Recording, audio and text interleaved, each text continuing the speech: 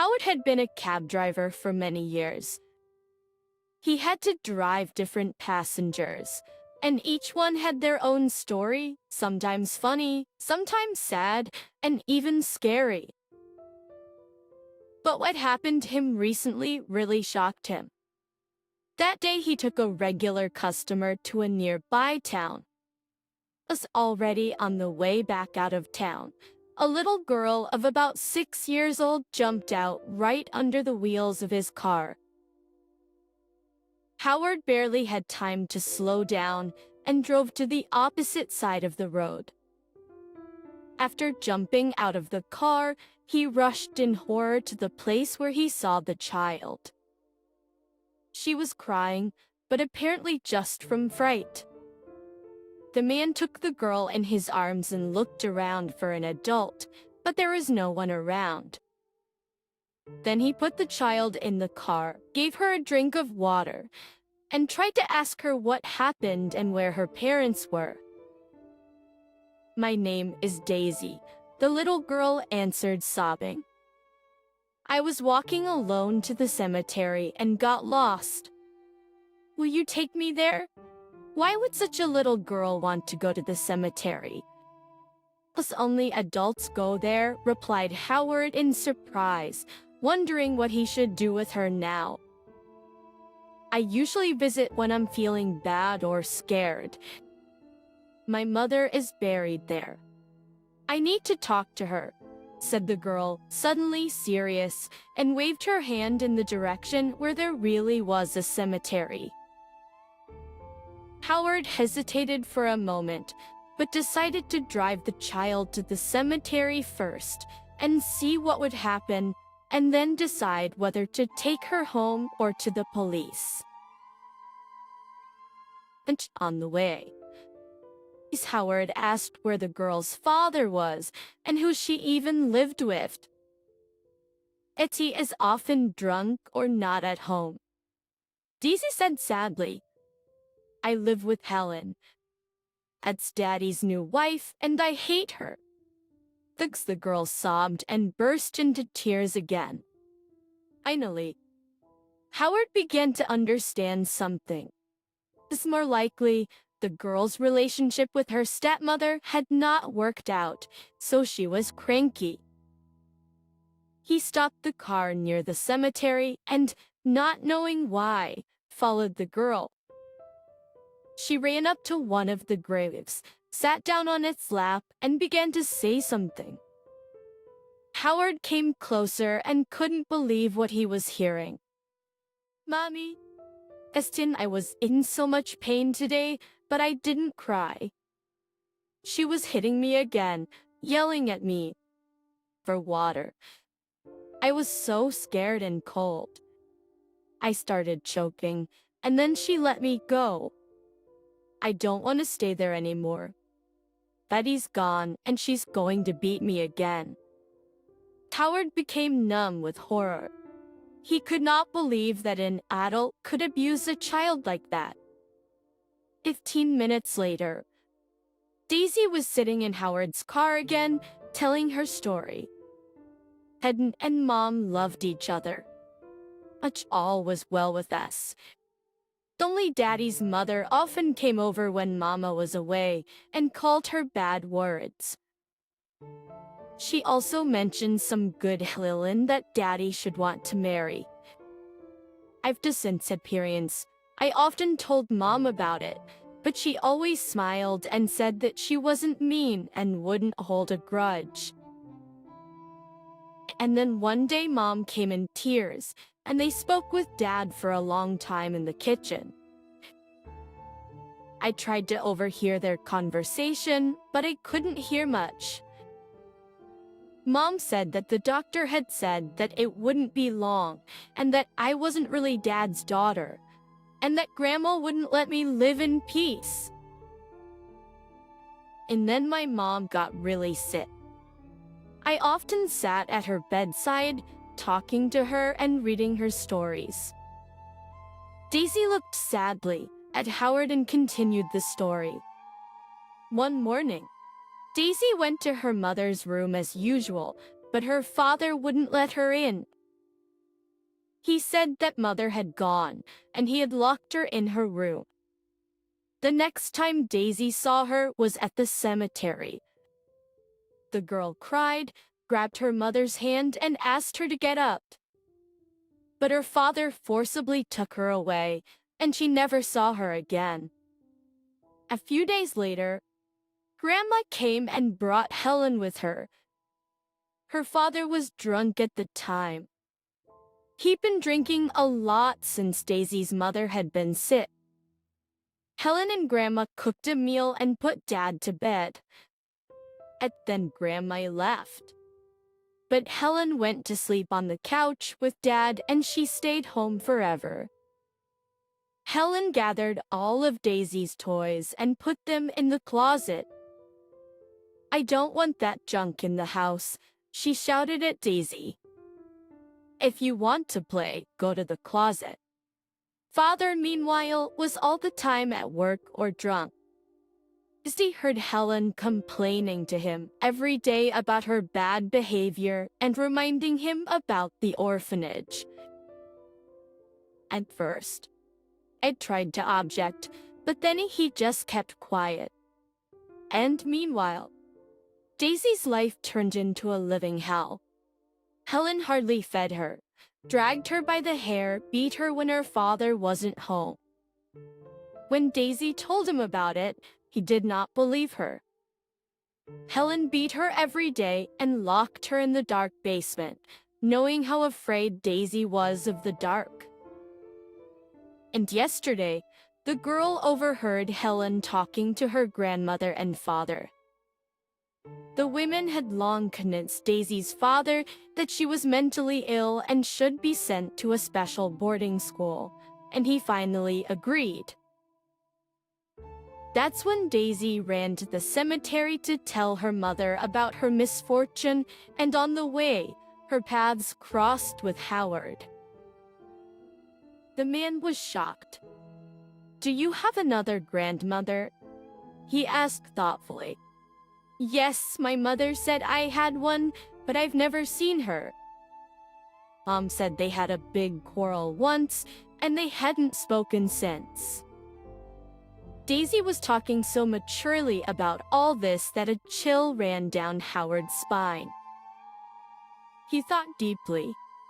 Taking her home would mean exposing the child to abuse again, but keeping her with him was against the law. Finally, he decided to look at the girl's house. When Howard drove up to the right house, he stopped nearby to observe. He could see that the house was well maintained and thought that most likely decent people were living there. At that moment, a beautiful woman came out of the house, and Howard was just going to get out of the car and talk to her. But when he saw what she had done, he abruptly changed his mind. A neighbor's dog ran up to the woman, wagging his tail in a friendly way, but she kicked the dog with a swing, and the poor creature, squealing with resentment, flew aside while the woman smiled and went on. Now Howard was sure that everything Daisy had told him was true. He understood that he was acting illegally, but he could not give the child to that cruel woman. Howard's wife, Melanie, worked in the clinic as an ophthalmologist, and Howard resolutely drove to her work. When the pale husband asked Melanie to examine some crying girl for bruises and contusions, she was at first frightened that he had hit the child with the car. She called the traumatologist, and he, after a long examination, said, "Howard, where did you get her?" Edging by the nature of the injuries, she was beaten long and methodically. "I must report to the police." Listening to Daisy's story, the old doctor rubbed his nose sullenly, and Melanie could not hold back her tears and sobbed out loud. Howard himself was ready to cry. He had his own children, the children, though already grown, but he had never even thought of hitting one of them. Altogether, they decided that they simply had to help Daisy. Next was the police interrogations and medical reports. The girl was temporarily admitted to the children's hospital. Daisy liked it there and quickly made friends with the other girls. One day, one of them, Lily, was visited by her mother, or rather, as it turned out later, her stepmother, and Daisy was simply amazed. The stepmother brought the girl some fruit candy, carefully persuaded her to eat, but Lily behaved disgustingly. She scattered the presents and turned away, refusing even to speak to the woman. When her stepmother left, Daisy asked Lily sympathetically, "Are you getting beaten up at home too?" Of course not. The girl was greatly surprised. "Then why are you so angry with your stepmother?" And then Lily, pouting capriciously, explained to Daisy that her father and mother had divorced, and Lily had stayed with her father, and soon he married a second time. But Lily considered that this new wife had illegally taken her mother's place. And Daisy told Lily her story, and at the end, swallowing her tears, added that if she had had such a stepmother, she would have loved her very much. To the next time, when the stepmother came to visit Lily again, the girl welcomed her with a smile, and they sat there, hugging for a long time. Meanwhile, Howard had found the address of Daisy's second grandmother. As it turned out, Mrs. Nelson knew nothing about her daughter's death or about her granddaughter's life. Learning all this, the unfortunate woman could not calm down for a long time, cursing herself for her obstinacy, and then quickly got ready and they went to get Daisy. On the way, she kept crying, telling Howard the story of Daisy's mother. Penelope had always been very stubborn. A team of geologists came to town and she fell in love with one of them. After the work was done, the geologists left and Penelope decided to follow him. Mrs. Nelson tried to dissuade her, but it was no use. Her daughter left and Mrs. Nelson cried every day, feeling that her daughter would not have a good life. And so it turned out. One day, Penelope was visited by that geologist's wife. The woman was in her last month of pregnancy. She was looking for her husband, who was drunk at Penelope's apartment at the time. The woman said that he already had 2 children, and 2 more were soon to be born. And although most of the time she managed to keep him in line, but sometimes he would run away and go on a binge, find himself a mistress, gamble again, and get drunk. It finally dawned on Penelope what kind of situation she was in. And the most horror was that Penelope was already pregnant too. She did not say anything to her lover's wife and quietly packed her things and went back to her mother. But when they met word for word, the women argued and Penelope grabbed her suitcase and ran out the door. Mrs. Nelson thought that her daughter would calm down and come back, but they never saw each other again. And she did not even know that she had a granddaughter and that Penelope had gotten married. Howard felt very sorry for the elderly woman, but he also realized that if both women had not been so stubborn, many problems could have been avoided. Time passed. Howard and his wife now often came to visit Daisy and her grandmother. Helen was convicted. Daisy's father was also facing punishment.